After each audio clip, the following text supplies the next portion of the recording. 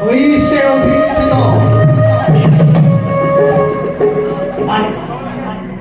বারে বারে কুরুকুলে উপেক্ষা করে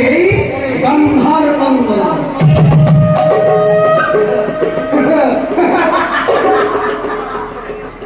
কিন্তু না জানে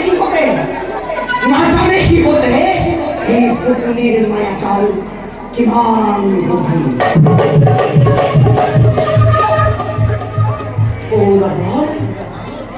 কৌরবর প্রতারণার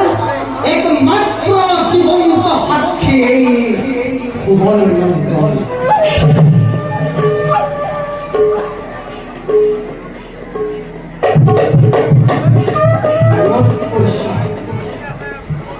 মনত পৰিছে মোৰ সেই শৈশৱৰ